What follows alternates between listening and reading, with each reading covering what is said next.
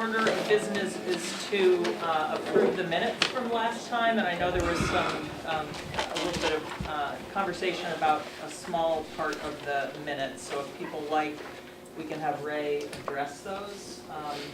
I think there's sort of two issues. One is getting it accurate in the minutes, and then the other is kind of the bigger implications of what it says. So would people like to have Ray kind of address the question came up around exactly, who had control about what we ended up doing and whether it was reliant on the funding source or not. I mean, are people comfortable just approving the minutes as they were sent around? Or do you want to hear clarification? I wouldn't mind clarification. Okay. If you wouldn't mind taking 5 minutes and educating this. No problem. Since we have FCTV here, I guess I'll get up here. Ironically enough, I think it's an age-old axiom that if you want to have a short meeting, turn the heat up. I did not turn the heat up on this It's room. the projectors. I don't know what did it, but it's hot. Nonetheless, I think the statement was that bicycle accommodations are required, okay? And that is true. So I'll give you a couple of considerations here that under the General Law 87 of the Acts of 1996 has a number of different requirements that are imposed on MassDOT and projects like this. So you have different policy directives that come out of that as well. So there are really three categories of state-type projects on MassDOT roads that all of the conditions would apply to, which when I say all of the conditions, there's a lot of them, but I'll limit it to the multimodal aspect, which includes vehicles, bicycles, and pedestrians, as well as regional transportation or mass transit. The first one would be a MassDOT designed and constructed project where they are paying for everything and doing it on their own. They have to meet all the requirements. Number two is any project that is funded through state or federal dollars, which this at the present time falls into. And the last category is any project that is funded through any other means, but is within a state highway layout, all right, which is us as well. So whether they pay for it or we pay for it, the ultimate approving authority is MassDOT. The state has the authority to make a determination as to what they will or will not allow to occur within the right-of-way.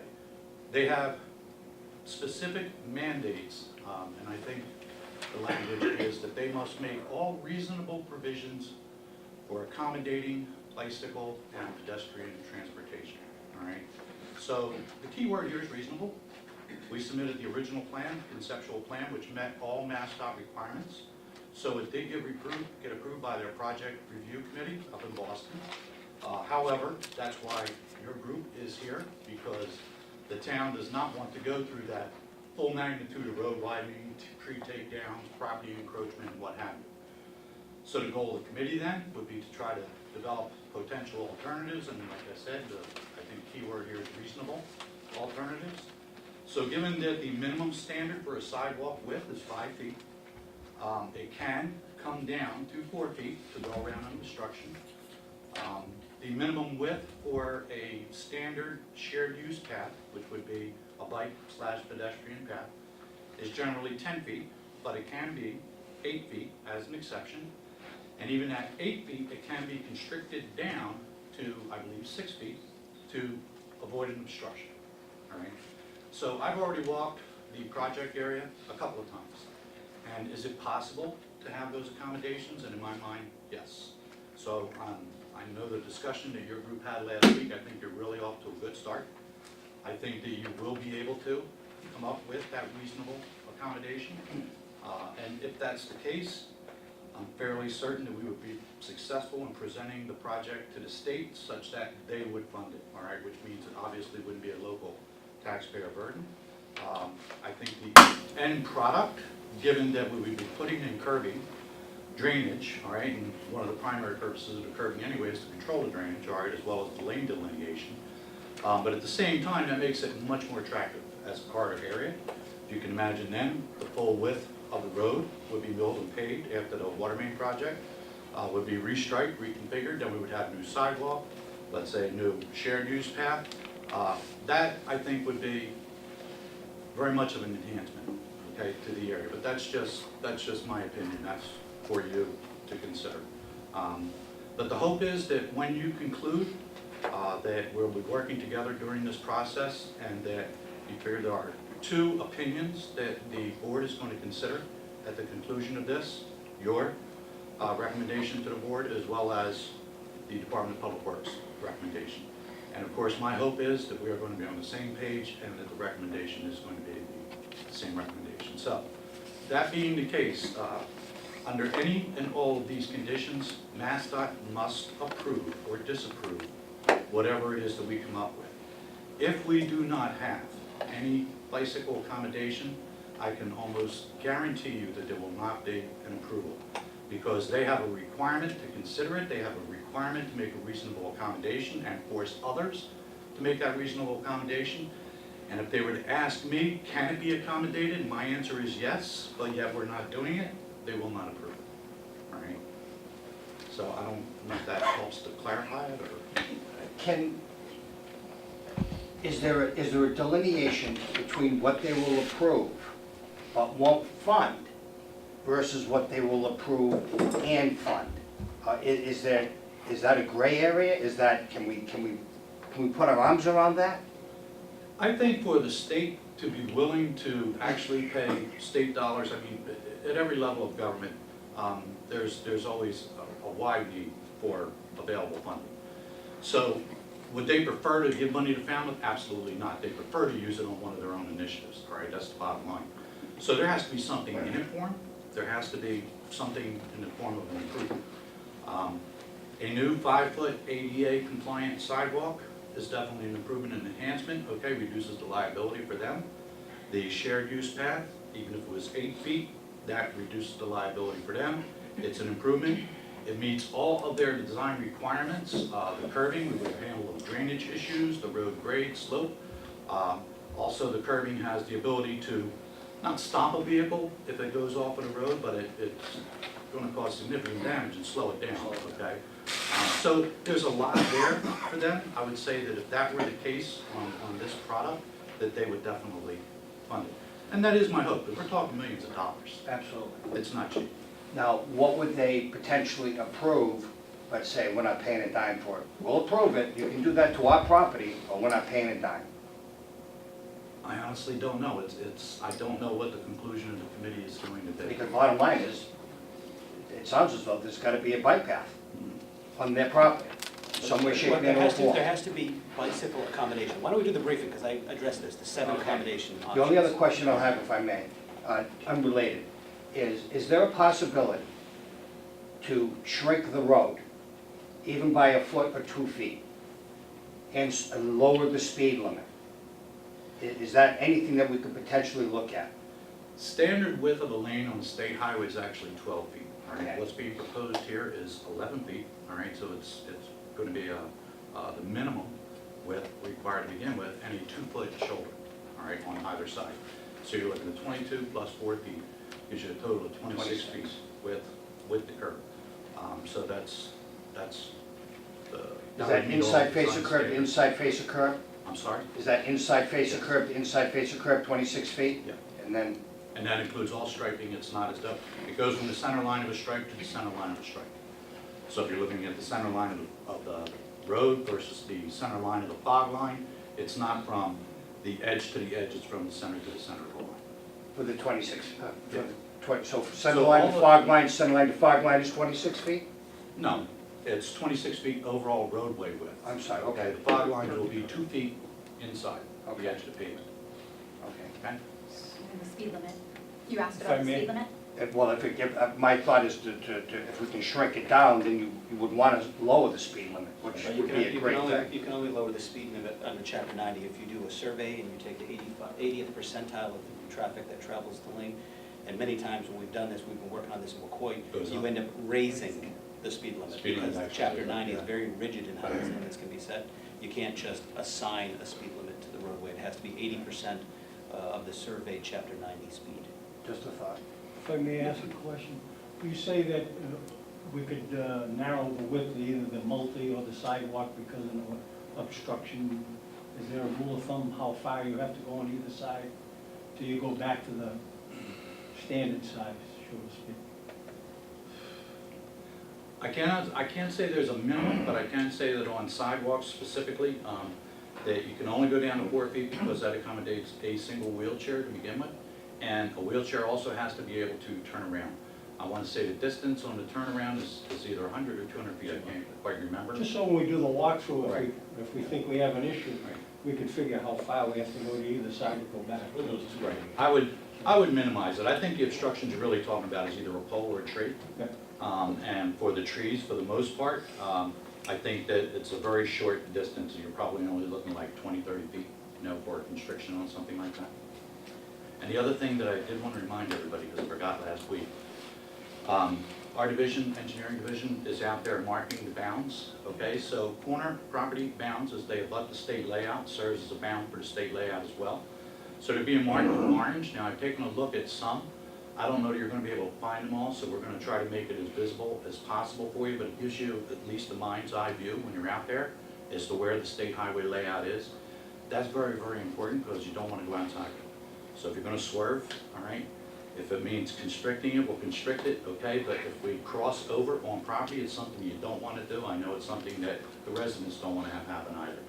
But it creates a huge legal problem for us. Getting a municipal easement on a municipal road is difficult at best. Getting an easement on a state highway is almost impossible, all right? So it's very difficult, very troublesome, all right, problematic. So just please try But to you keep that in don't, mind. after you've walked it a million times, you don't anticipate the need for that? It's, No. No, I really do believe that the Yeah. approach that you've taken thus far is going to be viable. And I think the last thing I would say too is that at the last meeting, it was asked if our tree warden could go out and start doing some assessments on the trees, and they have started that this week, so they are looking at things. And they will have a marked up plan that will assist you in that. So it'll say, they'll be looking at it similar to the way that you are. Can a path go through here, or can a sidewalk go through here? And if not, what has to go? Does the pole have to move? Should a tree be taken down, or can it circumvent and stay within the right of way? He's looking at it through that window. So whatever he puts on paper, there may be some trees, smaller trees that may have to come down, but I think that we'll be able to accommodate all the others. Okay. And is he assessing the health of the bigger trees? Yes. Just, okay, so we don't go out of our way to preserve a tree that's probably gonna die soon anyway. Right. Yeah. And the American elm that's right across from the administration building is healthy. Yeah. Okay, so it's not frightening. Okay, thank you Alright. very much, Rick. So, does anybody feel like we need to amend what's in the minutes in order to be comfortable with it based on what Ray just told us? Or can we go ahead and Just that one word. approve it? Tell me which word. So the towns are fine as the state. Where are we? Town. Uh, The minimum that the MassDOT. That MassDOT, You don't okay. need to take out that Ray Jack said that, because Yeah, it's Ray Jack attributed did to say him, that. and he did not say MassDOT, he said town. And we don't want to I attribute see. something to him that he didn't say. Right, okay. Please. So, does somebody want to suggest exactly how that should be amended so that we can then approve that, the new language? Thanks, So yeah. So he announced that the town, yeah, But the intersection wouldn't be changed, and then just, so keep that as it is. I would just keep out, I would take out, he also I would stated, take out, he also stated that, Just and get just start rid of with that. the MassDOT. minimum Or MassDOT. just do it on there and then hand it to me, Yeah. we can, That'd be easier. or read it out and then Okay. maybe So then move we'll- to accept them as amended. So Ray Jack announced that the Mira Vista intersection will not be altered. The minimum MassDOT would consider is a 5-foot sidewalk on one side of the highway and an 8 to 10-foot multimodal shared use path on the other side. Make a motion, we accept the minutes. As amended. Amendment. You moved, who seconded? All those in favor? Aye. Great, thank you very much. Okay, so the next item on the agenda is to hear from David Vieira on, he's gonna give us a presentation on Complete Streets, which is, it's kind of an abbreviated version of the state's Complete Streets training that they do, right, which you attended, things like that, so. Yeah, so what we're gonna do is we're gonna go through some of the main elements that apply to what we're doing here. There's other stuff, administrative stuff that we just took out. So we're gonna do 8 hours in 30 minutes, okay? Mark can say go, right? So what we're doing is we'll talk a little bit about the complete streets concept, which conceptually I think everybody's kind of familiar with leading up to this point, but we'll hit a couple of their points there. Then we'll talk about 3 of the design elements that need to be incorporated in order for a project to be approved. Walking design, biking design, and transit design. And then the last part, a little bit about their thoughts on public engagement, which this is a perfect example of what they're asking for moving forward when there's projects that have concerns. So the mission is to deliver excellent customer service to the people who travel in the Commonwealth and to provide the nation's safest and most reliable transportation system in a way that strengthens the economy and quality of life. So the key here is safety and reliability in all modes. And so we don't necessarily have accommodation for bicycling in this corridor currently. We do have transit, we have regional transit, but looking at where the stops are and how they integrate to the roadway is something that we have to take into account going forward. So how should a street function? Well, it depends on who you're talking to, right? Because we have different users and they use this right-of-way in different ways. So your city or town traffic engineer wants to minimize congestion and vehicle emissions, and also wants to expedite the flow, right? The business owners actually want traffic to slow down so they can see the business, they can figure out where to park, you know, do I want to go to this restaurant, that restaurant, you know. Commuters, they want to minimize their travel time and the stops along the route for their commute. Local residents, they want to have access to their local streets and let them to be able to leave their home and be able to walk or bike to the distance that they're comfortable and feel safe. And we'll talk a little bit about that later. Emergency providers want to maximize safety and provide emergency vehicle priority within the travel lanes. And transit operators want to accommodate efficient bus service. They want to be able to pick up passengers, drop them off at safe locations, and they want their vehicle and their operation to be safe during that portion of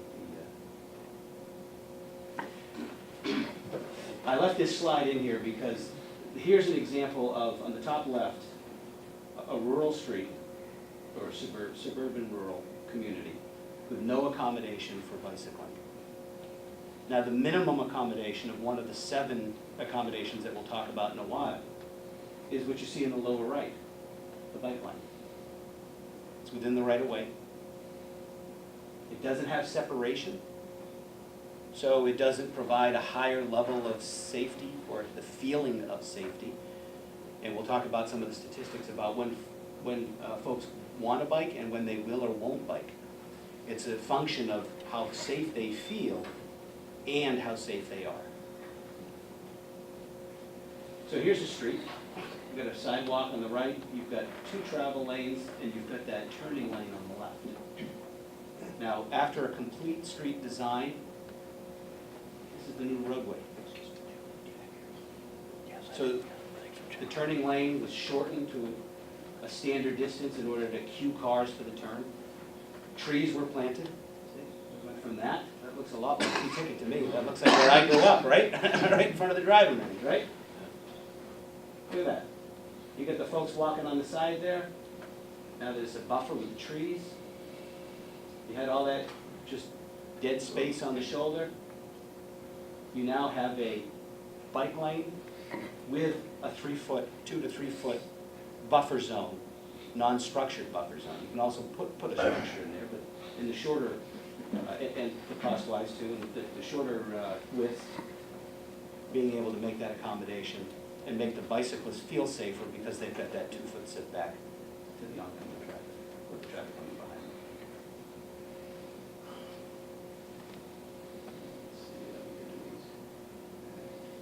So the objectives are to meet the needs of all users. Ray's talked a lot about that. You know, you can't go to the MPO and get tip money if you don't meet a complete street standard that tries to accommodate all users. So that's what we have to do here.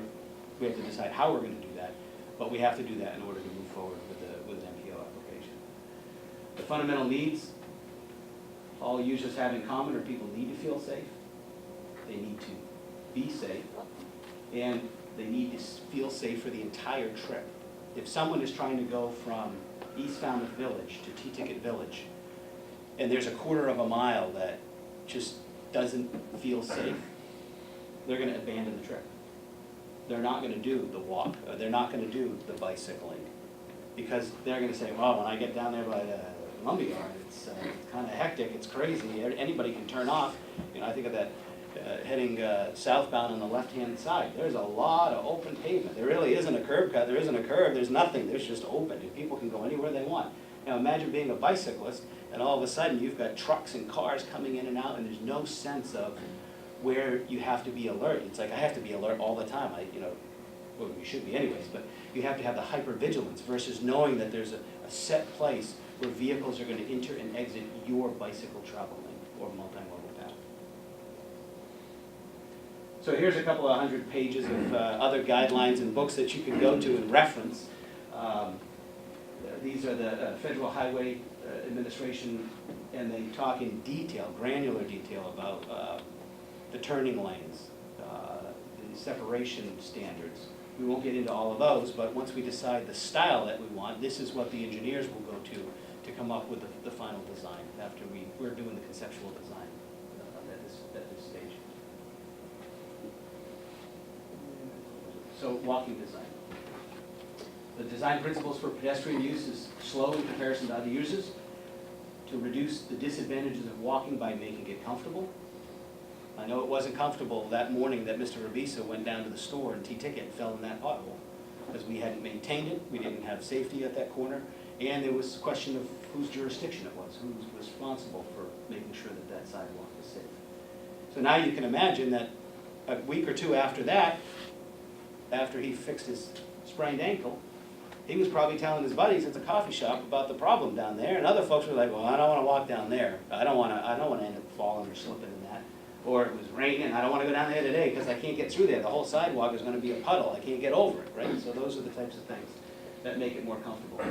Minimizing out-of-direction travel, reducing delay, and providing connectivity. One of the things Ray had mentioned was the intersections, that the current design of the intersection, we're not looking to do crazy travel lanes and all of that.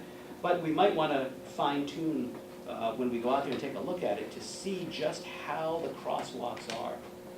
And at what point are the cross lane coming out of Mira Vista, at what point do the vehicles have the ability to turn right and turn left? And is there an additional space in that turning shoulder that could be reduced? Because you have to come to a stop, or you've got to come way down in speed in order to make the turn there. Well, when you bring those corners in, I'll show you a slide in a bit, when you bring those corners in to make that intersection movement safer, I'm not talking about adding travel lanes, just bringing in that shoulder piece. You also reduce the crossing time for your bicyclists and your pedestrians. Problems with many of the existing street networks. High traffic volumes and speeds intimidate users. Heavy traffic intersections can result in high delays to cross. Facilities that are not present or simply inadequate. When they say facilities, they're talking about any of these accommodations, whether it's a path or a bridge or a crosswalk. Gaps in the network or poor connectivity between the local streets. So along this corridor, we get people moving up and down 28 a little more safely, maybe more folks end up taking a bike than used to. How do they get to that network of the transportation system, and how do they leave it and go back to the local streets? Do they have a safe way and accommodation for that? The transit plan for public rights of ways identifies milestones for updating public infrastructure and establish procedure for installing curb ramps.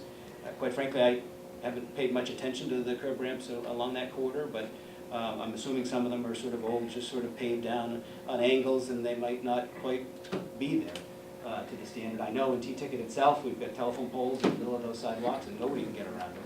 And then you get to the corner, and how do you get off of the sidewalk and get safely across the travel lane and back up onto the sidewalk? So these sidewalks are ADA compliant, but so are these. See the difference between the separation, the more visible crossing? So that meets the standard. But that provides a little more of these elements of safety and comfort to the user. this is more of a cityscape, but here's an idea here. This is a road that has parking on the side. We don't have that in this quarter that we're talking about, but in other areas of town we do. So you've got your parked traffic in the road there on the edge of the right-of-way. Then you have a buffer into your bike lane. You have a dead zone, which can be a furniture zone. You could put public art in there. You could put benches or anything there. And then you have the clear pedestrian path, and then a buffer that's frontage for the businesses or their residents. Conflict points. On the left, that's a graphic of what I was talking earlier. Instead of just having these roadways directly connect, squared off, or even having additional space beyond the travel lane to the connection, you actually constrict the connections. Again, reduces the crossing time for pedestrians and bicycles, but also brings a level of control to the traffic that's moving. I mentioned being part of a network and not doing this corridor in isolation with the rest of the connecting roads in town, and integrate time and space.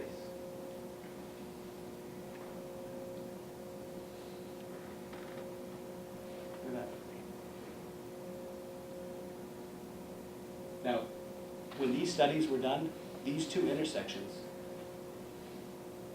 had the same flow of traffic for the time of travel. But there you've got the wide open, anybody go anywhere. You look at these curb ramps. Okay, drop them off on the corner and then decide if you want to go right or left. Hopefully they're going to go left because that's where the marked crosswalks are.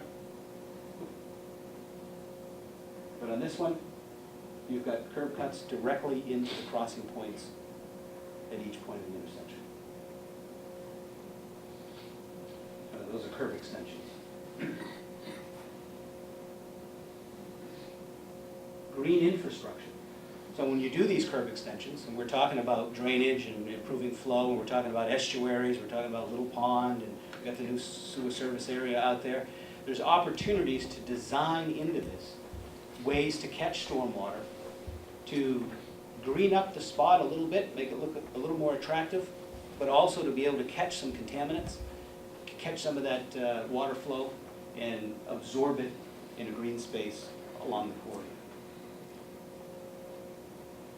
Biking design. So biking design, well, we will talk about facility types. I'm going to show you, give you a handout with one of the slides, but unfortunately, I was printing it in black and white, and the graphic has this light green color, so it's a little hard to see, but we'll post this in whatever this thing is that you get your documents from. Intersection treatments, creating a connected network, and bicycle parking best practices. It's a completely separated lane, but you know, there's planter boxes here rather than just striped lines, and it's not put way out. You know, obviously, this location there isn't space to go way out. It's not way out at the end of what the right-of-way would be, because technically they could probably put this on the other side of the tree line, as long as they had the walking corridor out in front of those steps, because the right-of-way would be long enough. So this is interesting. A national survey of a cross-section of Americans who would be interested in riding the bike, your bike, more often, right? So 70% of Americans said they'd like to ride bikes. Why don't they? Because they don't feel safe. Only 13% of individuals feel comfortable riding their bikes under the standard current conditions of most of our right-of-way designs and layouts. So for somebody that might want to bike to work or recreationally bike in an area, they put the bike in the car and they go down to Mill Road and they get on the bike path instead of getting on the bike at home and making their way to one of the entry points on the bike path. So the more we can make them feel safe, reduce that level of concern and fear, the greater opportunity we have to capture individuals. So if you could take one of these and pass them around. So these are the different forms of facility types, as they call it, bikeway accommodations. One is the shared use path, and that has the center strip down the line, so you've got travel in both directions. The other one is a side path.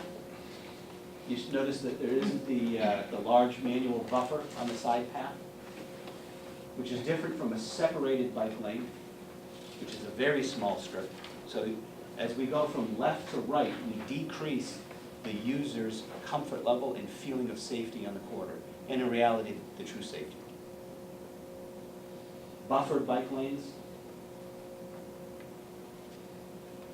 bike lane, just a shoulder, and that's what folks are doing now out there. They're just in the shoulder unless there is a piece of a sidewalk that they use on the sidewalk.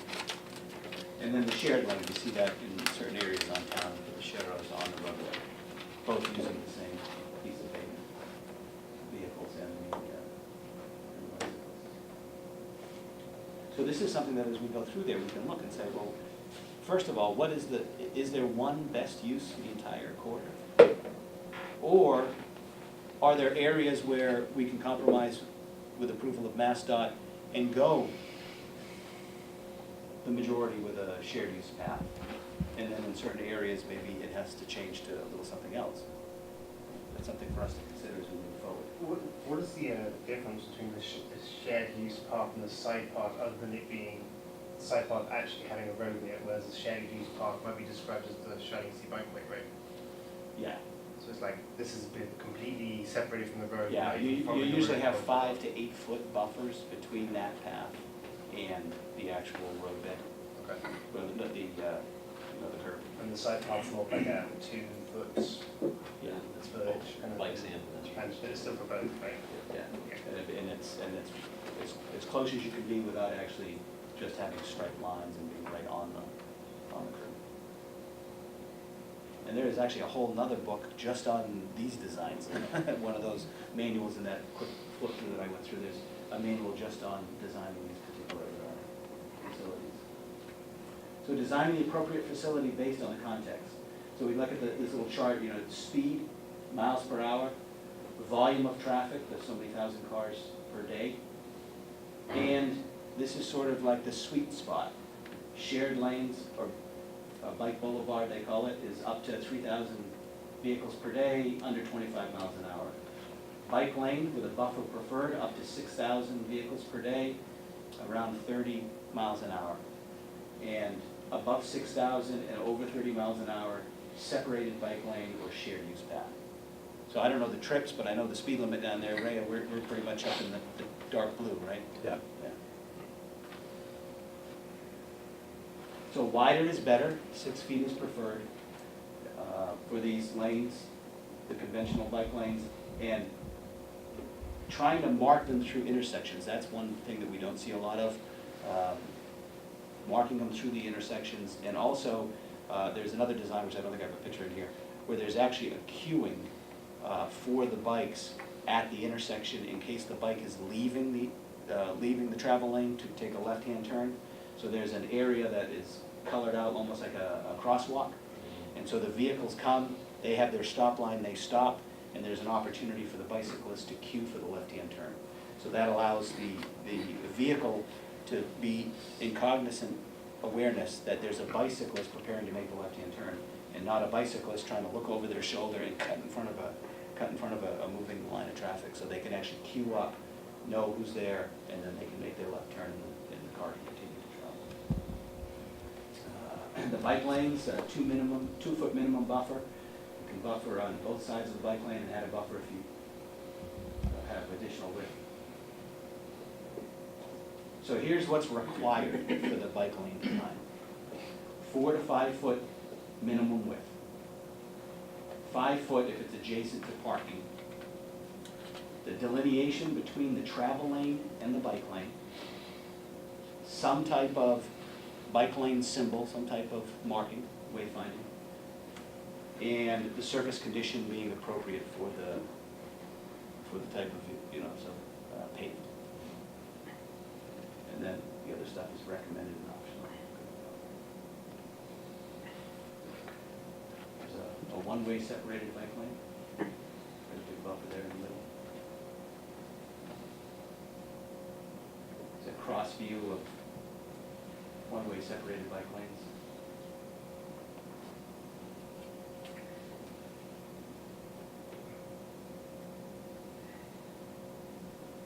So 3-inch minimum, 6 recommended. These are the buffer strips. So planter boxes could be there. Concrete barriers, that doesn't look very good, but I guess in some areas it might be a necessity, maybe going over a bridge in the city or something. And the pollards, the rigid pollards like you see on Route 6 in the Lower Cape. One-way separated bike lane design requirements. Require that the bike lane elements plus a raised median, a curb, or a barrier, and a 5-foot minimum width. These are raised separated bike lanes.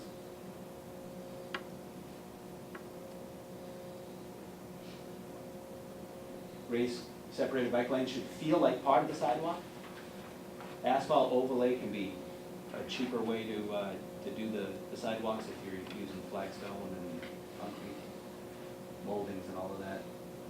And consider mountable curbs. So this, I don't think about the bottom of the graphics card as to where this is at, but this is basically a shared use path that has a delineation just in the surface treatment.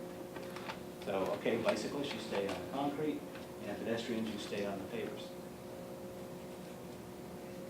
And when a pedestrian is getting ready to make a crossing, they know that they're going to be crossing potentially in front of a bicyclist coming down. So it's kind of stop, look both ways, don't just look both ways when you get to the curb. Separated bike lane widths, this is again, these are design standards. Raised separated bike lanes requirements, raised above the street level to at or near the sidewalk level, a barrier or curb separation from the automobile traffic, and if the curb is used, it must be mountable, so a 4-to-1 slope. To be able to get up on it. Like two-way separated, so they're traveling in both directions. Similar to the design of paths, they're traditionally used on one-way streets, traffic, one-way streets. However, they can be used on streets where there's not enough room for a one-way cycle track on both sides, and on streets with extra right-of-way on one side. We talked about looking at sort of where the road is, you know, maybe based on the right-of-way, maybe the road shifts over a little bit within the right-of-way, and that frees up some space for one of these accommodations. Two-way separated bike lane requirements. One-way except bikes for one-way streets. Do not enter except bikes for two-way streets. I'm not sure exactly the definition of that. Do not. Appropriate traffic controls at the intersections.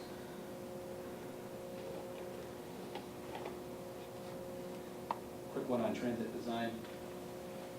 Every bus stop is a pedestrian crossing. So that's about an hour of their training in one slide, okay? When we think about all modes of travel start with pedestrian traffic, right? You get in your car, you have to walk to your car.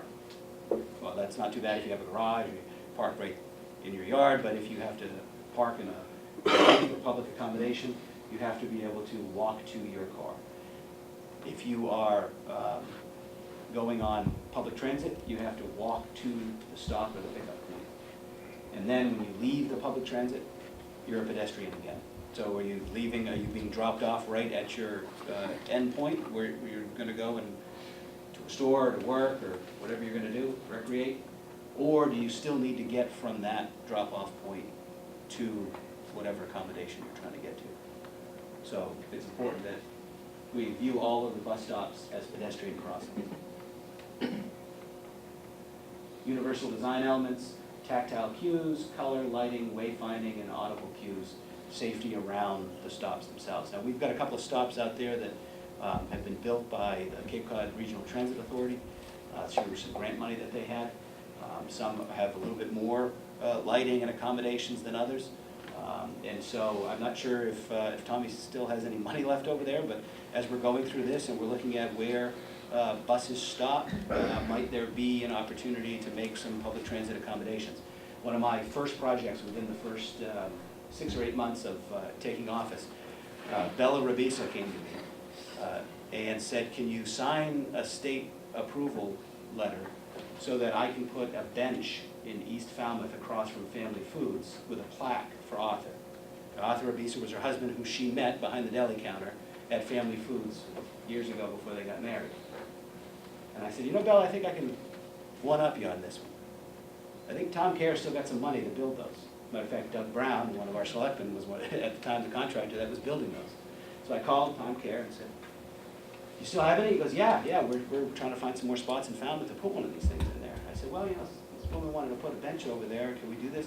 So we found out that not only is it a CCRTA stop, it's a Falmouth bus route for the school buses, and it's one of the primary stops for the kids that are going to the charter school down in Hyannis. They're taking the CCRTA. So it's a children's bus stop, a public bus stop, and the public school system bus stop. And so I called her back and said, hey, I think we're going to build we're actually going to build a little kiosk, a little stand with a bench inside so they can get out of the weather, and there'll be some information in there about the routes. And she goes, well, Dave, I don't know if I can afford that. I just wanted to put a plaque on the bench. And I said, well, guess what? They ain't going to cost you nothing. We're all paying for it as taxpayers. And so if you go down through East Falmouth, next time you go down there, look over where the old Jake's Tap was, where Dunkin' Donuts is now, across from Family Foods. That is the Arthur Rabisa bus stop. And that was where we were looking to make these accommodations. We saw, Peter actually came out, did the surveying for us to figure out where we were in the right-of-way, and we were slight encroachment with the concrete on the owner, so we called Billy Soares, and he said, yep, that's fine. I knew Arthur, he was a good man, and so we all worked together and made that happen up there. So, public engagement, this is my last slide here. Public engagement.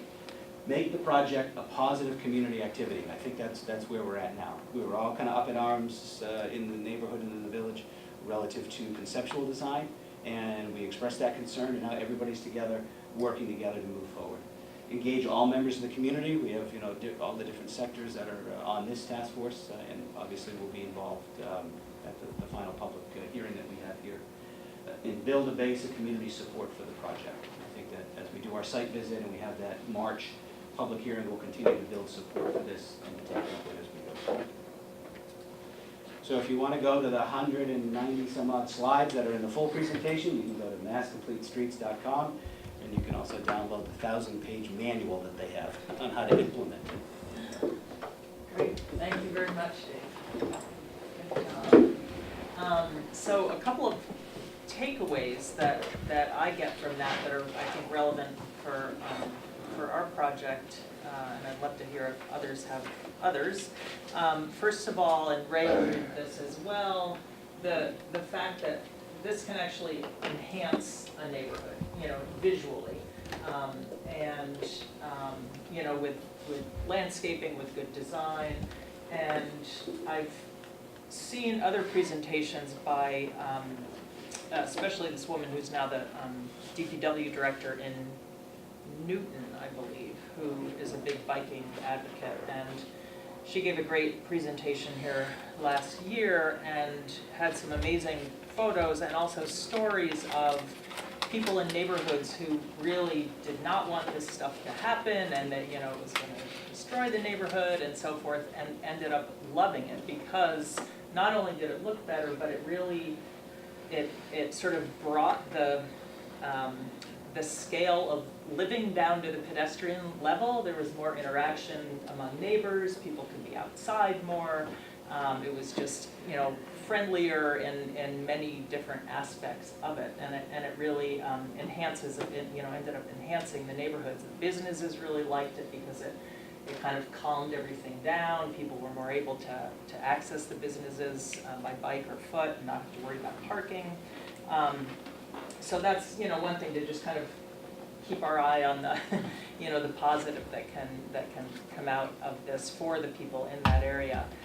Also, the huge advantage to separated, protected bike lanes in terms of boosting the number of people who then feel safe using them, and whether it's biking or in a wheelchair or with a stroller or walking or whatever, that having that physical barrier between you and the cars is huge.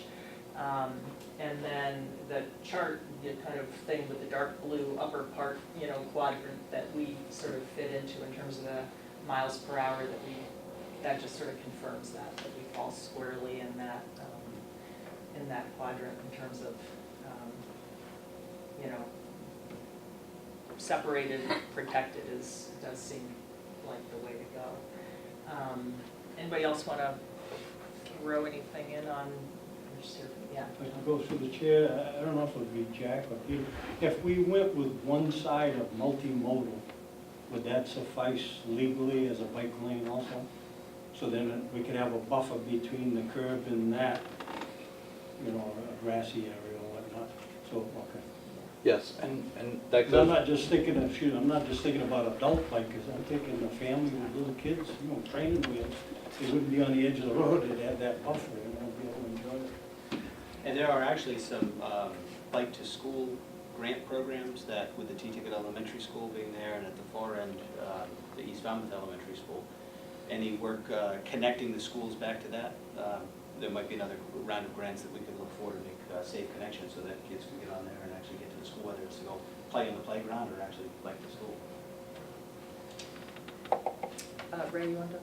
just to touch on something that you said as far as separation, how separated bike lanes are the preferred option, not always doable, but they are the preferred options. They're achieved in two ways: horizontal separation of a physical distance, or vertical separation, such as a curb. So if this were to be a multimodal path, all right, and we put the curbing in along the road, then you achieve that vertical separated lane. So. Yep, so kind of kills two birds with one stone, curving, yeah. If I can add to that, the only problem with that, not arguing the point, but we have snow on the road, they push the snow to the curbside. So now you go plow the sidewalk, which would be multimodal. If it's too close, now you're putting it back in the road again. So if you had that separation, it'd give you a little bit of cushion where to put the snow. That's my train of thought. I know that'd be the perfect world if we could do it, but if you keep that in mind, it might work out in some areas. Anybody else before we kind of move on with the agenda? Great. I wonder if the 2-foot fog line requirement between the travel lane and the curb is to help accommodate that snow. Otherwise, I think 2 feet seems excessive for what's essentially just a gutter. It's also for the emergency vehicles to pull over when they pull over the people. That gives them more space and allows for safer traffic. If you're gonna have curbing, you're gonna have to have some give. Yeah. You just have 2 travel lanes, there's 2 curbs. Right. Yeah. Nowhere to go. I mean, if you get 26 feet, you get 3 8-foot vehicle, that's 24 feet, that's still tight, but, you know, in front of Somebody's somebody's fire it's apparatus doable, are it's bigger than 8 doable. feet. Yeah, yeah. But, yeah, 'cause that's why I didn't know we were gonna have curbing the whole way, but yeah, we are gonna have it, there's no grass for people to pull, so we've got a couple feet to pull over. Yeah, that is the intent, curb both sides of the road, entire length. Yes. Keeping in mind that we do have the schools out there, so with regard to safety, that's one of the primary considerations for everything that we do, all right, is this whole project is intended for that end result, improved and enhanced safety for everybody. So, one thing that we thought would be useful is to, at this point, having seen this, having heard from Ray and others, see if we, with the recognition that as we go along, things may need to be changed, but to just say, in our ideal world, what would we be hoping to see? And it seems like the 26-foot roadbed that Ray's been talking about might be one thing, like that we don't want to go wider than that. Like, for example, that might be something that we, I don't know, do we all agree on that? Like that we want to kind of stick with that maximum minimum, I guess, as our roadbed. Does anybody want to go wider than that, too strongly, like? No, so limited on, No, no, go ahead. so limited on room to begin with the houses on. Right. So anything we can gain for the bike path and for safety without, and at the same time, not destroying everybody's yards and businesses and. So that's adequate for Ray's needs basically for the, you know, the safety of the roadway. Anybody, seems like that would be, so for example, that's one thing. Does everybody kind of say, yeah, that's something we all agree on? Let's start with that as our basic middle of the, whatever this thing becomes. Literally middle of the road. Yeah, yeah. And then the other kind of thing that we've talked about, well, and then the next thing I guess would be, so then we have a couple of options. It sounds like the minimum for MassDOT would be a multimodal path on one side and a sidewalk on the other. So 8 foot and 5 foot respectively. We'd also talked at the first meeting about trying to do them multimodal on both sides, 8 foot and 8 foot. And then also having a 2 foot buffer, is that kind of like grassy, you know, so you go curb, 2 feet of grass, and then 8 foot or 5 foot or whatever, right? That's kind of the Right. minimum of that, you can get a lawnmower down it or whatever. Right. So what, anybody have any opinions about either of those scenarios? Either two multimodal, like should we start with that or? If I may, question for Ray and Peter. Is there any advantage or disadvantage to having a sidewalk on one side and multi on the other side as far as intersections go? To change directions? Or would it be better to have two multi, then they wouldn't have to cross the side of the road? I think that if you only have a multimodal path or shared use path on one side, there's going to be a desire to cross over, all right, at differing points. And as I cautioned everyone right up front, this is a state highway. It's not well lit. You have to consider dusk, evening, and everything else. Crossing areas or crosswalks on state highways are generally frowned upon unless they are at intersections specifically. So it becomes intrinsically dangerous, all right, anytime that anyone is encouraged to affect that crossing. It's really simple math. If they don't have to physically go out into the highway, you're not going to get hit by a car. And if you do, okay, there's a risk associated with it. So it does help to minimize that. Can we advocate for, I know at some of the actual bike path crossings heading down to Woods Hole, they've got where you press the button, the lights go on. I mean, we could do that as well, right? I mean, safety, isn't that something that we can ask for? I'm not suggesting that at every corner, but. Right. And I'm not saying that you can't, but the ones, and specifically at Locust Street, that was a railway that crossed the road. So it was something that was pre-existing for a very long time that ultimately became a bike path. So it was almost like grandfathered, if you will. But I can almost assure you there's no, other than intersections out in that geographic area, the speed limit may be 40, but that's not what they're doing. Okay, it's considerably more. So it is intrinsically dangerous. It's high risk to do those. I know that I would not be promoting any of them out there I think you for also that want to look purpose. at nighttime too. There's no lights out there. So Right. you're gonna, this is not just crosswalks during the day, it's gonna be 24/7. So you're gonna want to look at nighttime use and crossing that roadway. It is dangerous. And I can guarantee you right now, and I think a lot of people in the room know that we're trying to put a crosswalk over on Palmer Ave right now, and we're having a very difficult time with the state. So I think as Ray had said, is stick with the intersection is the best way.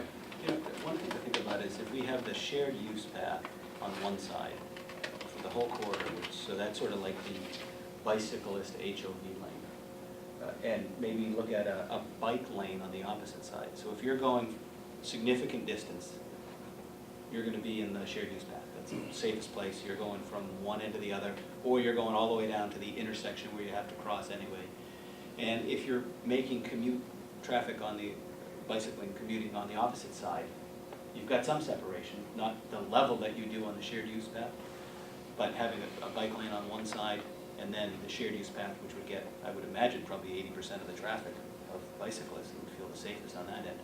But it's essentially the same width that we're adding Right. to the road, so it doesn't really solve. There's the no, problem. you don't have the buffer requirement, and if you do the minimum on the bike lane, and there's no There's no structural buffer, you just have the lined buffers. On the road, you're Yeah. just like move the. So for sidewalk example, a you've little. got 2 feet of shoulder, right? So your 2-foot shoulder automatically becomes your striped buffer to the bike lane.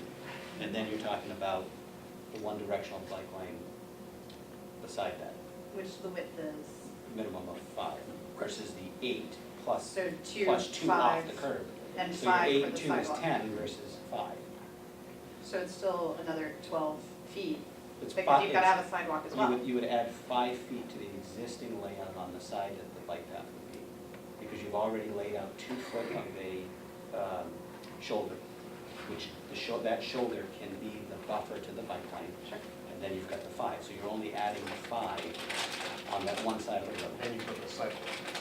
Right, which is And another the 5. sidewalk too. Well, the sidewalk. But if Right. you're gonna add a 5-foot. But that's the other question, is do we need to have in this entire quarter, quote, sidewalks, or can they be the paths that are minimum width standards but don't have to be right on curve?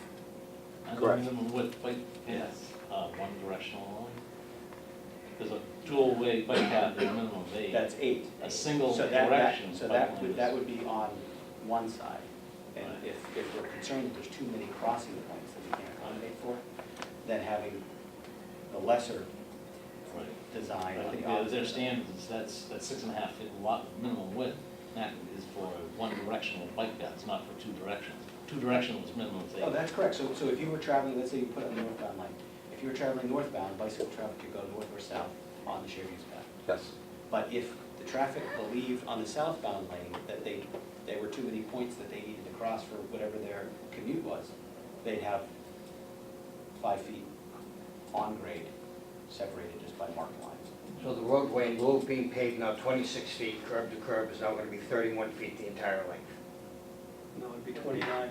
It'd be the 2 foot is the buffer, you'd add 3 of that. so I'd it'd be rather 29. take that 3 feet that you're adding to the road bed and just add it to the 5-foot sidewalk and make another multimodal 8-foot, because then it's protected for everybody, and you have two-way multimodal.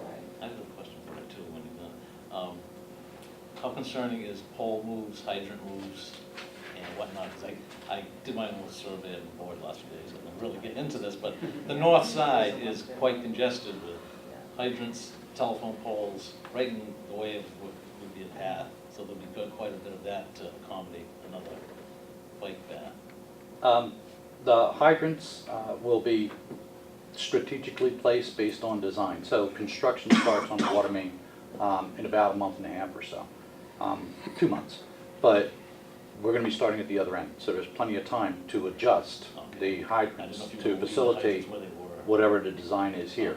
So we'll make sure that they're not interfering with anything, that's number one.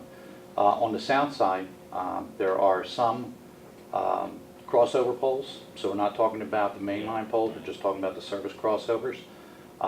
They're not that costly to relocate, and I already know there's a couple of them at least that are going to be in the way of what you're going to try to do. So we can relocate those, if you will. For the north side, they're pretty much in a straight line, all right, but there's also going to be some problems with a couple of those poles. I think the north side is probably more challenging on the width to accommodate 8 feet. I think it's best served probably on the south side. And just to give you an example, and specifically with your particular property, Jim, is that you have, and I didn't measure it, but it's got to be 4 to 5 feet of a park strip between the sidewalk that's there and the edge of pavement. So to facilitate, with the sidewalk that's already there, it's about 4 feet. So we're looking to gain 4 feet is what you would be looking at. So the question is where you're going to get it. It's fairly easy to take 2 feet of that park strip area to accommodate that. And then it would just move or be expanded, let's say 2 feet toward yours, all right? But that's, at least in my mind, all right, I don't live at your house. At least I kind of view that as minimizing, you know, whatever encroachment there might be. I mean, it wouldn't be on your property, but I mean, Right. it would take Is that something grass like that. strip a necessity? I'm sorry? Is the grassy strip 2 foot a necessity? Because I'm thinking of some of the people that live right on top of the highway, that anything we can give them, if we could put the curb and then the 8-foot bike path. On the south side. Right, yeah, on the south side, right to the curb, with no grassy strip, that would keep it that much further away from the house, you know. And those are all things that you can certainly look at, we can consider. Consider certain locations coming in right to the edge of the curve and use the vertical separation, and then at other points moving away to actually have the 2-foot buffer. I think once we get out there and start measuring basically 10 feet from the edge of the roadway out, right, looking at what that corridor looks like. Yeah, just a couple houses of concern, trying to help them out the most we Right. can. There's a couple that are real close, not my own, I'm set back. No, But there's a few that are I'm right all about there. going north. I don't want to do anything on the south side. Yeah. So, But I understand that, you know, based on your observations, going on the north side, yeah. with all the obstructions, it's gonna be hard to do the shared use. But to me, And it is. I'd rather concentrate on that and see whatever we can do there to make that work. I think there's a lot more viable space there. We can try to bob and weave and make things work. That south side, I feel horrible for some of those people. Yeah. Charlotte? I wonder if this is a way to move forward. If you think about having the 10 feet to the 26 feet and 10 to either side, 2 for the green buffer and 8 for the multimodal, that'd be kind of our template that Yep. we'd be putting down. And then when we go out to look to see where we are, we'd know where we need to make the adjustments. Right. So that we can get rid of a part of the green buffer. That would be the first thing to go, and see if it's at all possible to have the multimodal on both sides. Maybe it isn't, in which case we'll have to cut back, but at least start there and then walk it together Yeah. and see where we need to, because when I was walking it, there's a couple of places where you'd have to put in fill or something to fill in a big ravine. There's another place quite close to wood, before you get to wood lumber going out of town. We kind of have to bulldoze down a hillside. I mean, there's a lot of changes in different points, but we'd need to look at that as well as the placement of the houses. But if we had that sort of 26 plus 10 to either side template in our minds, and then we can do amendments. Yeah, and like you say, it gives us 2 squeeze points that we can use, That the we can 2-foot work to. buffer and the may not width be of the possible. path. We might is- have to go back Right, to the just the 5-foot. 5 on one side. Right, But if it is possible, it'd be very great if we could do it. This is the first complete streets for town, so the best shot we can give it would be really helpful all over town. yeah. Do you remember the comment last week about setting a template for the rest of the corridor going out Yeah. into East Falmouth Village as well? Yeah, right to the Mashpee What line. we do here is Yeah. impact more than what this stretch of road would. Exactly. There is room, I did check, and where the self-storage is, on looking at their designs, there is plenty of room there to put Yeah. 8 feet with 4-foot register, because that's what I was originally looking at. Oh, was 4 yeah. feet and 8 feet, so that's doable. Even if we went down to curving with 8 foot, then it'd be even better, but there's enough room there. And the first stretch from Sandwich Road to Mira Vista on that north side, that's where we're gonna run into problems. It's immediately not gonna be able to do a 10-foot on that north side, because we're gonna have to do all of the fill by the administration building, and then a lot of those houses are so close in that we would be, hi, how are you, as we're biking past them. So I feel like going forward after that part, it opens up, and there's a lot more room on either side. It's a lot flatter, it's a lot straighter until you get to Falmouth Lumber. But it almost seems like from the very beginning, in my mind, that's where it starts, going out that way. It's kind of a bummer to start out Right. with already saying, nope, Constricted, but we can't do it. Yeah. The flip side of that is, you know, I see it is very constricted there, but if you're somebody coming into town from T-Ticket, you're coming into town, we're going to make that transition into the Sandwich Road section into 2 bike lanes on either side of the road. So we also need to think about how we connect through. If you're coming down a south side multimodal and you're suddenly faced with an oncoming single bike lane, how do I, as a cyclist, navigate that intersection to get across onto my southbound intersection? So my initial thought was, if we don't do it all the way along, we at least need to do the multimodal paths or some southbound accommodation bicyclists between the Mira Vista lights and Sandwich Road, just so you can, if you're coming south, you can take the crosswalk at Mira Vista lights to then go south. So that's the only bit Some sort of sign saying, Hey, hey, you're if not you go gonna to be town. cycling. Plus, the Sandwich Road's going to be a major intersection, so they will have to put sidewalks, some crosswalks crosswalks. at that intersection. If I could direct that question through the chair. Ray, the intersection at Sandwich Road, right in front of the administration, where kind of like almost 180 curve there. Is that gonna get altered in any way to change that intersection at Sandwich Road and 28? That's on your design plans. That's shown on there. No, All but right. for conversation right now, is that gonna stay as is now, or is that gonna get kind of squared off? It's going to get squared off. On the administration building property side, so to speak? Well, yeah, what it's going to do, it's going to take out the existing ramp coming off of Sandwich Road into 28 and straighten it out so that it's more perpendicular to Route 28. So you have a left-hand turn and a right-hand turn, they're going to be side by side right there, but that's also shown. So on my your other plan. question, if I may, technically, where are we responsible from at that intersection with our discussions? It's not the intersection, it's Up at the first Beyond. driveway and ad building? right. So whatever is necessary to accommodate, whatever you come up with on lanes versus sidewalks or whatever the case may be, how that transitions into the intersection, we'll be able to design that and take But care of that'll that. be not our Right. responsibility, that's what I was just trying to establish. Thank you. So, I think I'm hearing, let's start out with, you know, we got 26-foot road bed, we've got 2-foot, 2-foot, and 8-foot, 8-foot. And start out with that as kind of our great hope, and then we can just see, and it'll also give us, as we go, an indication of, you know what, it's really working easily on the south side, but the north side, forget it. You know, it'll tell us kind of which side we might need to narrow down to the 5-foot. But I'm hearing kind of both now, so I think until we sort of get out there or really delve into the plans, we won't know. So if we start out with the 2 8-foot with kind of no definite idea of which we would shrink if it comes to that, then we can let the actual conditions guide us. And we have a sense as we walk along, I think it's really important to know which parts of the road are how wide, right, currently. So when we get out there, we're not just measuring the edge of the road, we're actually making a full assessment for. Yeah, the last one Were you had, measuring, were you marking the 26-foot or no? No, we weren't marking that specifically, but There's a lot of control out there, though. There's a lot of bounds out there, there's a lot of survey control. unfortunately, Yeah. you'd be amazed how many number behind bushes. That's why I said it's going to be hard to find. I might have to have above surface markings for you.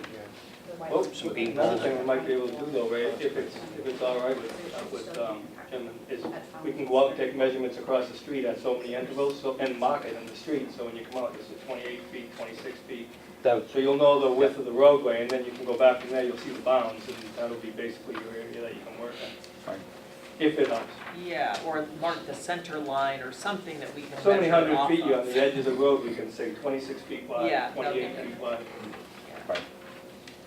Yeah, that would be really necessary, I think, because otherwise didn't we're wanna- gonna be blind, you know. We didn't want to go and, crazy you know, because if we started putting markers all along 28, the phones would be ringing off the hook. What are you doing? Oh my God. Yeah, right, what are you building? Those little wheels Yeah. that went in. Okay, so let's see, that's great, so everybody okay with that kind of approach? Doing the, what is that, 46 feet total, I guess, and seeing where we get with it. So, did you bring the 20 scale? We did. Great, drawings. I can unfurl these. Are we done? Yeah, I Oh, yeah, that's right. We can, actually, that's probably, you're right. Best way to look at it. I forgot about that. You want to unroll them form, Pat? There's also a copy of the legend with this, you would ask about. Yes. Yeah, I couldn't print that out on the right size to read, it was so small. Okay, I know. It's tough. cool, all right. Now, does this has a center line, right? Is that what that dash thing down the middle is? So we can actually, so do we have a way of doing this? That's close to center line, that's the survey center line. Right. That's the station, which isn't necessarily the absolute center of the road. Oh, it's not, okay. In a perfect world it is, but it's probably off by a foot or so. Yeah, when you're looking at those plans and you see the numbers like, let's say 61, or it says 180 on the plans, the next one you see 181, 182, they're 100-foot. increments. Station 61. Which is the line that marks the existing edge of the road? It's. EOP, edge of pavement, that would be the Edge of side pavement. of the road. EOP is edge of pavement. It's like the side of the, Right. The curb being walkway, 6 that's it, inches the wide. sidewalk, sidewalk and. There should be a match on the other side somewhere. So is there a way to be able to measure on this somehow, like on here? I don't know if that's a Dave question or a Jeff question. No, So that well, we- I you know, never so tried that to we- measure anything at that.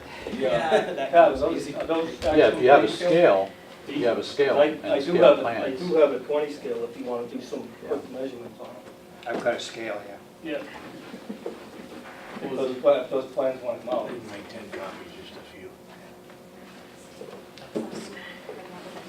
David, those are plans that I scaled, Yeah. the property lines. I mean, I can do measurements the same way I did those, any way that somebody wants them. Or I could do a whole nother set of drawings with, I think we need to do is a rough, I mean, from the white Yeah. line, 2-foot buffer, and then go with a 2-foot grass and the 8-foot. So we could just have, you know, a measurement, stick, whatever, for that distance. We just gotta do a rough draft. The engineers are the Right. ones that are gonna say, okay, will it really fit? Is this gonna, what you guys are saying is true? that Is it fog Right. line true? could be, You know, it's gonna be different off the center line of the road. In other words, the road is gonna be 26, 28 feet. It's not gonna, I mean, it's gonna be rough if that's acceptable. yeah. I guess Well, I'm most just of trying the, to, most of the areas are straightaways. I mean, once you come down the hill to Fountain Lumber and you go up next hill, that's pretty much the only spot. The straightaway after that's all standard pretty much. Except that And down house in my is really house. close to the street there, Right. so they. I mean, most of the pictures that we got last time, they actually have the roadway width on them. They're all about 24 or 26 feet until you get to Fountain Lumber, and then it says 34 feet. And that's really the only one that's out of that And I 24, don't mind 26 measuring, feet. 'cause I could look at it, we get one zip across the street and measure it and each time. yeah, I was actually probably getting one of those laser, you know. Wait, take us a while. Wait for a I break. guess I'm wondering if there's any way we can do it now, you know, on the plan at least, to get an idea of choke points or, you know, what are we running into, or is that not even worth? Believe it or not, a picture's worth 1,000 words, and that field trip is worth 1,000 pictures, Yeah. okay? When you get out there, you're gonna see very clearly. Yeah. You won't even need the plan to understand it. The only thing you're gonna need that plan for is where's the state highway layout. You'll clearly see what you're gonna be able to do and not do on both sides of the road. You really will. I don't think it's gonna be Um, that difficult, 'cause I've done it myself already ahead of time. I just want like to get things in my head. Right, Walking yeah, I know, we've all done that a little bit. You see the obstacles and it's all, you know, what they can, if they can move all the Right. stuff, fine, then we can actually do it here. And like I said, the south side's pretty cut and dry, we can do it. Right, The north side, I think that's gonna be more of a challenge, it takes us more time to take a look there. yeah. but when you walk, you will have an appreciation for that house. Yes. And we can say, okay, Yeah. here's the bike path, I'm that homeowner, and there are people buzzing right by or walking right by within 10, 15 feet of my house. And get an idea what that's gonna be When I like. walked there and saw how close that is, that Shirley Street, it's almost to Oxbow. And the house is very close to the edge of the road. Would the state pay to move the house? I think we can look at screening, you know, like landscaping and things like that as a, you know. Yeah, the easement doesn't include the structure, Oh, so they're not gonna move, because Yeah, they're not right. moving it out of the easement unless you were doing a taking all the way up to the structure. Which we're not, we're staying on, we're staying within the, you know, the. That's why I'm trying to, Right do away. that bike path out closer to the road. Like, Yeah. looking at Off the Force road, that. way back. Right. You get the grass, you put the grass, Just Just take all they Once want. you They're not gonna measure come out down. 8, 10 feet off the side of the road, sometimes it's not as bad as you think it's gonna be. Even with the close houses, once you just say, okay, I gotta go 8 feet in, It's not. I mean, it's gonna be something new Right. to a lot of these people. It's like, oh, now I have a sidewalk in the front of my house, but they never did before. Yeah, But it's still, I know it's not devastating, yeah, including myself. You know, Same. It's gonna be different, it's gonna take up some more room. I'll landscape it differently. yeah. What is, Yeah. if I can ask, what's the curb to curb right in front of your house where it has new curb in that, in that? Right now, the white lines, I probably got 6 inches of, No, full layout from curb to curb, what's the distance? it's 22 feet between the light white lines. And then outside the white lines, probably about 6 inches on each side, so. Oh, it's not It's probably like 26. 23 right now. It's not 26. No, so, So it will be a good visual. of what so goes that, on. that'll be, increase, and then the sidewalk going from 4 feet to 8 feet is gonna be increased, so it's still gonna be wide, don't get me wrong, so it's gonna be a change for everybody, but But not as wide. but if we go out there and look and we say, if we can get rid of grass in places, or, leave it where we can have it. Yeah. But I guess, if I could ask a question, you said we could choke down the width of these. Would they allow that because of properties for 100, 200 feet? I don't believe that you're going to, and especially this is true on the south side, I don't believe you're going to have a property issue. I really don't. Bearing in mind that for most of the length of the whole corridor area, north and south, there is an existing sidewalk. There's sections missing, and what's there is bad, but it's generally between 3 and 4 feet. I think most of it's 4 feet. So you're 75% there already with that. And that's already, navigating through the trees and the obstructions and what have you. So the question then becomes, what do you do beyond that? So I don't think that you're going to have actual property issues out there. I really don't. Yeah, I know the property, but I'm thinking aesthetics too. Yeah. Yes. A lot of the things. I know legally we can go out to that. Oh, yeah, legally, they have the land, there's no issue. Right. We've got the land to do I'm all this. thinking We aesthetic, don't even need to be here, but what we need to do is accommodate the people that are living out there. A lot of businesses, there, like Brody's is an Yeah. example. They've got a built-up box, tie, railroad ties Yeah. with planters. That's on state property. Yeah. Falmouth Lumber has got a nice row of shrubbery. That's all state property. So all that aesthetics there, Falmouth Motorcar, whatever they have there, that's all, if we go crazy with what we want, we just gotta realize that now our bike path is gonna be right on the edge of their parking lot, where the cars are gonna be parked, and all that'll be gone. So that's kinda what we're trying to preserve if we can. So that's why I say if we can move that bike path maybe out, get rid of the grassy strip in most spots if we can, I think we can manage to get it in there. The only other thing of getting rid of that grassy strip gets rid of that little bit of buffer for the bicycles. Yeah. and the That's why I said we edges. can play with To that. catch And one an too. opportunity to add green to the region as well. Right. Right. That's So I- key too. If you're the Aesthetically, homeowner, it's- you want to see that right. little bit. of Yeah, I green. like that grassy strip. I mean, it makes it, frames my yard. Right. It frames up the sidewalk and trees. Right. Yeah, nobody likes concrete. Right, especially through that commercial strip where there are no curb cuts and there ought to be. If you have the grassy strip there, then you do get the trees. Yeah, can you put trees in, or is that gonna be a root issue? No, we are actually looking at that to begin with, okay? Okay. So any suggestions you have for either trees or other plantings and what have you, whenever we do a project at the municipal level, we always try to accommodate the residents, okay? So we understand their fence and grandma's roses aren't supposed to be in our right-of-way. But when we leave, Peter works very, very hard at the community relations aspect of that. So there are times when we provide additional plantings to compensate and what have you. So the goal is going to try to make it more attractive Right. for everybody out there, and this is an opportunity Yeah, to do that. So if we're talking about trees and things of that nature, think about them, where you might like to see them, and just let us know. And okay. David's We can slide include really all that. showed there was Exactly. exactly what it looks like there. It's barren for the Yeah. most part. And like I said, down at Tetica Park, they came with the disease-resistant elms you Right. mentioned. I said that would be the perfect tree, the nice elm, replace and start them again, another Yeah. nice row on both sides. Yeah. Especially down near Falmouth Lumber, it's just barren. Yeah. Squeeze that road down a little bit, take up the tar to make our bike lane. Strict the curb Put some cuts. trees in there, make it look smaller. No, the Can curb we cuts that, constrict, yeah, sorry, I was gonna- the curb, because you Same mentioned curb question. cuts, the curb cuts for Falmouth Lumber and the business across the street, the hardware store. Yeah. I'm assuming that those are state-approved curb cuts, so those openings are approved and they're etched in stone, or, because Oh. typically when you put a commercial, you have to have, the state has to tell you where you can put your curb cut, and that's the end of it. Correct, and they have the permitting authority, and once granted for a business, generally it requires that the big business agree to a change on Okay. something like that, but it doesn't mean that it can't change. Okay.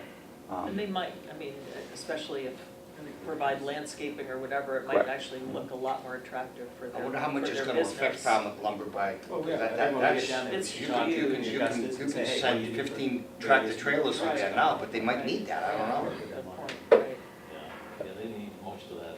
Coming in and out of there as a customer too, it's like, you really need, I know they want wanna squeeze that down, it says on the plans, Yeah, but I don't know how much you can. they can't get rid of much. Maybe Aubuchon, they might be able to narrow that down a little bit on the south end. But if you think about wood lumber, which is a similar kind of business, they don't have nearly, they have a much smaller, driveway. Right. They have two, California they pretty have much two, goes. yeah. They have a service, one in the back and then Do the, they? yeah. In California, you pretty much. So they have right in into and the out parking- there. Okay. right into the parking space where there's no like road. That's where they goes, use and two-wheelers It's very and stuff. narrow, yeah. But we can- Maybe we can talk to them.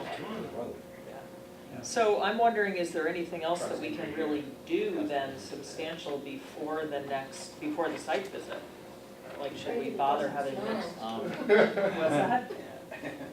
Just pray it doesn't snow. Yeah, I yeah. used a good tool, I went on Google Earth, and I took a tour, I started at the very beginning, and you take that arrow, you Street view. click it up, you go up by 100 feet, Yeah. 100. Just I keep went driving down it. one way and I came back the other way, you see all the instructions, and whatnot, to give you a view of what you're gonna want Right. to look at, Yeah, you know? And the only other thing I can say is, the wider we went, because I was looking originally, I measured 4 feet grassy strip, 8 foot bike path. And that required taking down a lot of shrubberies, Oh. affecting a lot of people's properties. right. Whereas the second thought, the curbing and the 8 foot attached to it, it's like, doesn't affect anything. Yeah, So hopefully we can come up with something happening between meetings. yeah, yeah. I mean, it kind of sounds like there are parts of it where expanding it down with lumber would enhance the town. Yeah, But some of it would detract from the town because of the beautiful trees and the plantings and the shrubbery and the green space of the lawn. So we need to balance those two things. but I guess I'm not convinced that we're gonna take that away. It depends on where. Maybe, I mean, think, there are definitely spots where anything we do Mhm. is going to take away. maybe, or maybe we can landscape it in a way that balances that, or, Replant that, cut one tree down, plant one I could ask You a may be right, question. I don't- It doesn't really pertain to us, but more of a taxpayer home. When you do this new water main and the leads go into each individual property, there's gonna be new curb stops at the property line and then new piping right up to it, so limits the risk of having to dig it up for repair work in the future. Yes, So then from there on, it's private from the curb box in. Correct. Oh, I have one question. I know Doug Brown keeps saying about burying the utility Yes. lines. I personally believe that's out of our purview. There's nothing we can do to make that happen. correct. So, I mean, it's more like on your part, how do we go forward, seeing if that's a possibility? I mean, it's not for this group, I think, to decide that, it's more on your end, but it's an important aspect for us thinking about what we're gonna be doing, is there a possibility that may happen? Correct. We are looking into the entire corridor area with that regard. We already know preliminarily, it's gonna be very, very costly. So then the question's gonna become how and when and whether or not it's actually possible and whether the town agrees to it, funding and everything else. For what it's worth though, that would be a burden borne by the town, okay? It may or may not happen, but I wouldn't, if I were you, I would not factor that into it as far as, your discussions go. Right. Because even the poles out there, although they may be unsightly, they're fairly uniform in how they're laid out, okay? So they're pretty much edge of paving just beyond, there's only a few of them that get off track and everything that you're gonna see are gonna be obstacles for you and everything. But no, that one's gonna be down the road.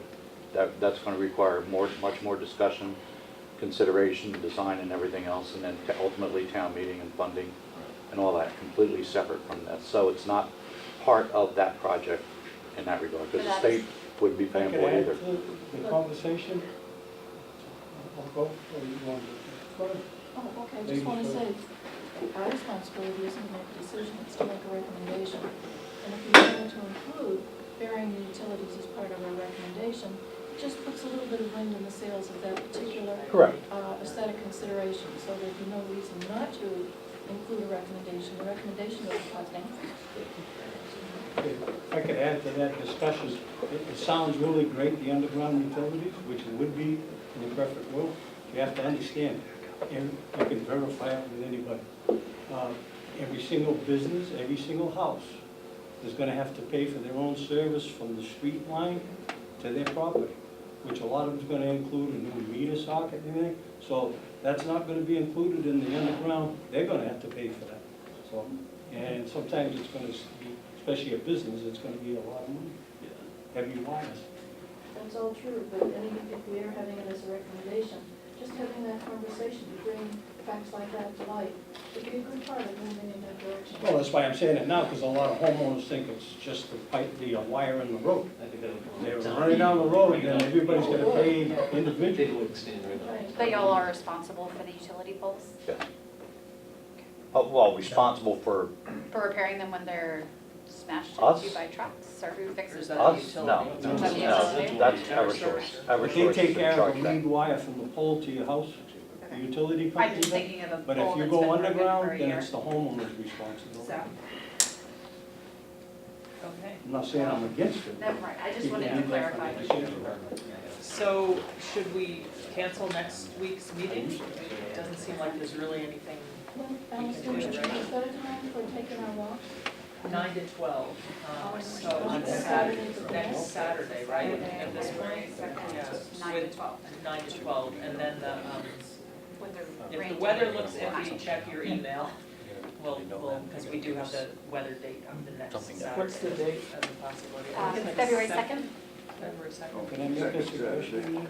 Sure. We ought to think about Allison? maybe I have a having some, question. Oh, sure, hang on one second. some of us leave cars on one end and some of us take the rest of the people, because otherwise we're gonna have to walk both Oh, lanes that's a good idea. unless everybody wants to walk both ways. It's good exercise. I mean, I really take What's it the full length? foot. Yeah. Tell me that if it's 5 degrees. I agree with you. Okay. Maybe a little tiny bit I'd of. like We're all to go biking both sides. Yeah, it's gonna be hard to do it from one side. It's gonna be hard to do it from one side to really. I don't have a problem, just I was doing put it that with in my your truck, I was thought driving on the process. road and I had to pull my truck off and like look down, see, Yeah. you know, see the obstacles, see what's in the way, so you're trying to do that on the other side of the Okay. road. And we don't wanna be crossing the road. We need 2 cars to cram everybody in, yeah. Yeah, I'm gonna need to do hops in the car anyway, I'm not gonna walk that far, but yeah. I can use That's some. not a problem.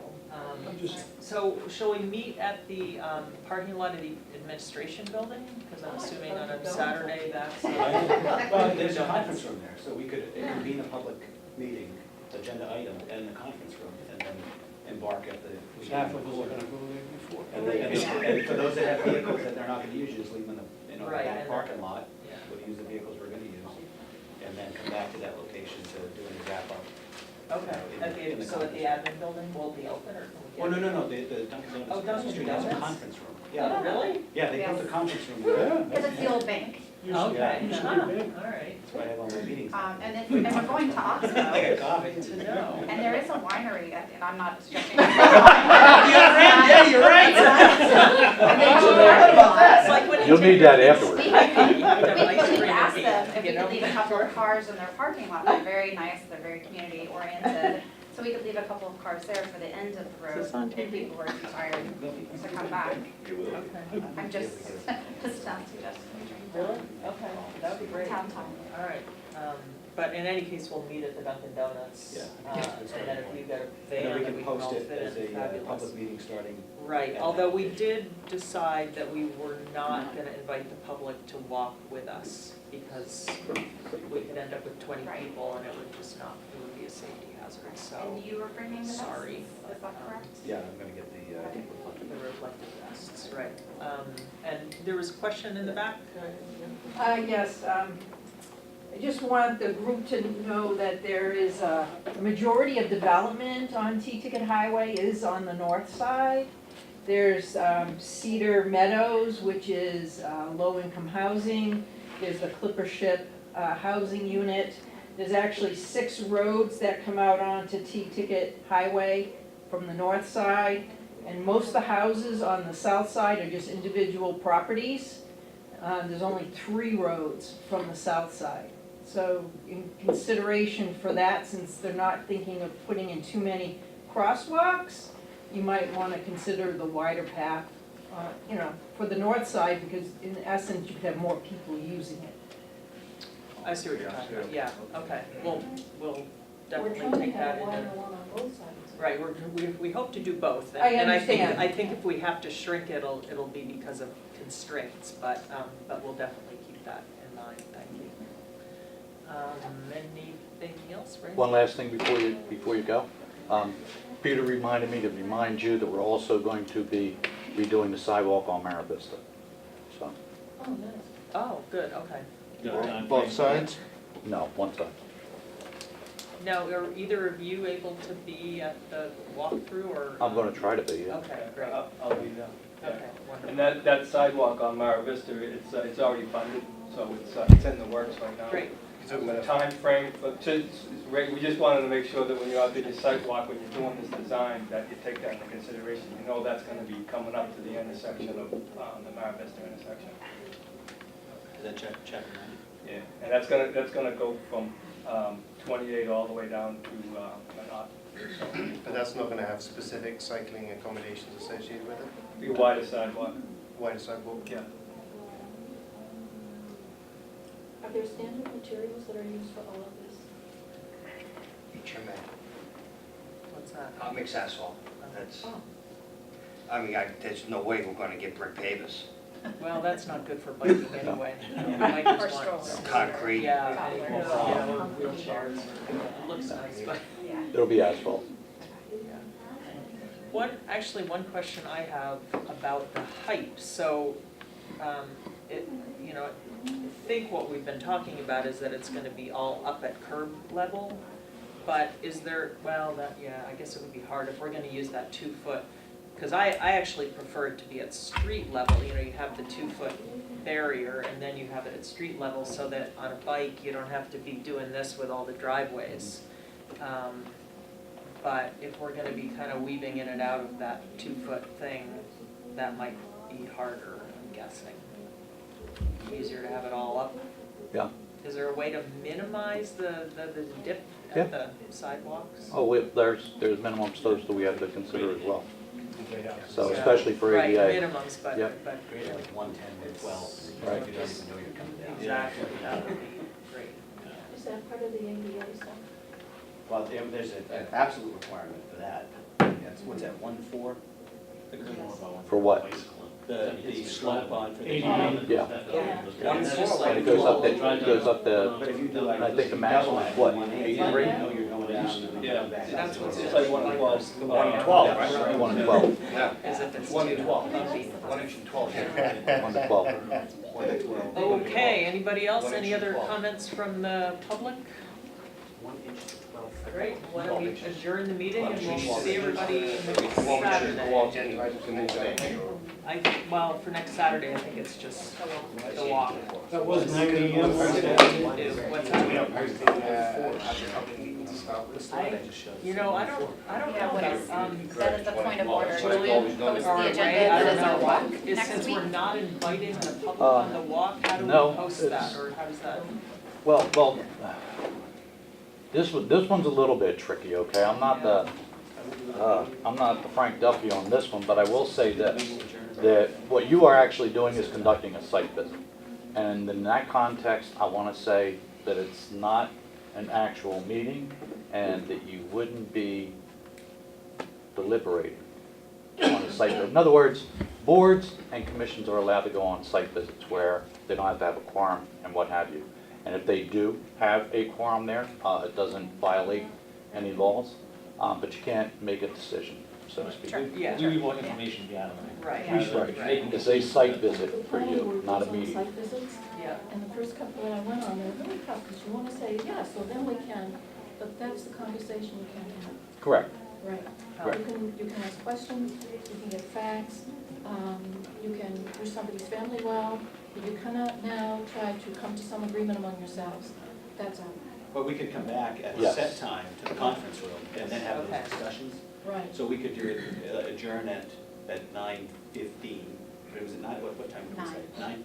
So from 9 to 9:15, adjourn at 9:15, do a site visit, come back at, pick the outside parameter, 11:45, and then for 15 or 20 minutes, have a discussion that the public can. Wouldn't it make sense just to have like our meeting be 11:30 then rather than opening proceedings at 9 and closing them again and then Yeah.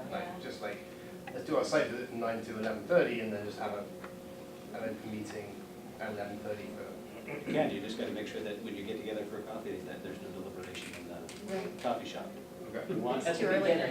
Yeah, I get it. Right, so to your question, yes, you would have to post a meeting. Okay, And okay. So they gotta post a meeting, that way we Sorry, can, we have to use the vehicles. we can deliberate. And if there's people there that wanna walk, Rob, we can't why? turn them away, we don't wanna encourage it either. I guess, Then you're not in violation, because you can't. I don't see a whole lot of people doing that. Maybe homeowners are gonna come out and give you their opinions Yes. as you go by, Member committee. but. Which they can. But you have to have 48-hour notice for the Make a meeting. decision, Jen. Yeah. You can't make decisions. I guess my challenge is gonna be when we're walking down anywhere along the roadway, or on the proposed sidewalk, and we're all kind of looking at it and saying, well, this would be the great location for this to go, and we're kind of walking it, but we can't discuss it. Yeah. So we're not gonna discuss it and say, well, this tree really needs to stay, and we could put the sidewalk over here. We can't say that. We could say this tree could go, this tree could I stay. mean, we're gonna be, And I would write that down. I guess what I'm getting at is if we're gonna come back and talk about it, and I'm talking about that beautiful tree that's on the south side, you're thinking of one tree, you definitely have another tree in mind, and I'm talking about a tree that's on the other end of the road. It's down the street, that's up to them. We're not gonna encourage it, we're not gonna invite them. So how do we You can delineate? have good discussions, you just cannot arrive at a conclusion, Right. all right, without having the formal What deliberation. happens if you take it stays? Very helpful suggestion for, I mean, I don't wanna get, let me just, In the Affordable Housing Committee, when we do a site visit, we all stare at something saying, we're visiting empty land that's been, Yeah. people dumping it. It goes, remember this couch that has the 3 tires set up as a coffee table? We're gonna talk about this later. okay. And I'll So be if you taking see a notes as tree we that's walk, beautiful, right. just make sure everybody knows. I've got to go, but I just want to say one thing I about will. the emails. not you, no, somebody should help out. Folks, I just want to say, for emails, only send out an email if you're asking a question to be put on the agenda, or you're sending out documents, because we were getting very close to know. deliberating That's why via I- email. So I don't want to see 6 emails of folks deliberating on a question Yeah. anymore, okay? Okay. Thank you. I'm wondering, Dave, if you can bring your tablet with those plans, Yeah, we can yeah, we mark can it mark it up up as and we walk. say, here would be maybe a You bring good in a place. screen? Little babies. Yeah, Yeah, that this we can too, zoom right into the, Right, we can zoom right into it. okay, that would, let's do both. Thanks. I guess we already Wait, adjourned. sure. Are you saying the public Pleasure. can join you at 11:30 or not? I was confused. That's the problem Yeah, with we're not, public we're not really They- sure, I they- mean, I'll be in the driveway, I know. We're not- Yeah, I'm just asking. They can't make you stay away. yeah, we're not gonna kick anybody out, we just don't know the legality involved. Well, I in didn't it. know if we mean, should be there to listen. I mean, if it's 1 or 2 people, it would be okay, it would just be, we don't have control, once we open it up, it could be Are 100 you asking people. about the meeting at the end of the site visit? Correct. Yeah. Oh, that, Yeah, yeah, you're that's definitely no welcome. problem, Oh. it's the walk that we're No, I concerned knew about. that, I knew that, but I was I mean, there's asking not a- about the meeting at the end. There's not a ton of space Point there, of order though, don't we there's have not to a ton of know? people here. Oh, sure, 17 is not quite the scale. that's the 20 scale, or the, hang on one second before we, so I'm Wait a minute, before the chair, I have a point of order. If we're gonna have this meeting, don't we have to notify it 48 hours? Yes. Yeah, she will post it, but I've lost track, are we gonna post it, the whole thing as a public meeting and allow Right, no, we people to post, come we'll along? post the meeting for 11:30, 11:30 to 10:30. And Allison, those 20 scale drawings are on your, Yeah, on the drive, right? right, yeah. Yeah. They're on your files, Can they're I, on your are file these, share. can I take these? Yeah, those are yours, Okay, but great. they're also on there. Well done. Wow. It's okay. I've got no. You do? Okay, thanks. Cool. No charge. A piece of information that might make it easier. Hey there, for us to John. know later when we're sharing notes. I learned today, by visiting Okay, the see you that the way Bye. you actually talk about where you are on the road, there are little station numbers, Okay, and they're every 100 feet. So you can, look at it online and then mark it on the little one, Yes. and then we'll know those numbers. great. Yeah. That's what, is that what we were seeing, was like 62 The or 62 was the something? station number. Right. We typically do them every 100 feet. A lot of times they'll go every 50 feet, so it'll be station 62, 62 plus 50, 63. 63 plus 50, 64, and it'll go right down the line that way. And if you see a number that's a little crazy, is because it's a survey point, it might be a point of curvature, a point of tangency, but it's with the surveyors, it might be 62.4365. But that's just, again, it's a location, exactly, a specific point for a reason that they need for road layout. Does it make it easier for us to talk about places? That's, the stations is the way to go, that's the best way to delineate, absolutely. Good idea. Yep. One option, as you get to your points of concern, is just have somebody photograph, so you have a record when you come That's a back. good idea. Good. If you have an iPad, then you can use it at the meeting after, so remember this, Yeah. and have that discussion after, which will have a record of where you're at in time and what the obstruction was. Right. All right, excellent. And make a motion to adjourn? Kind of already did, but yeah. All in favor? Okay, we, meeting there.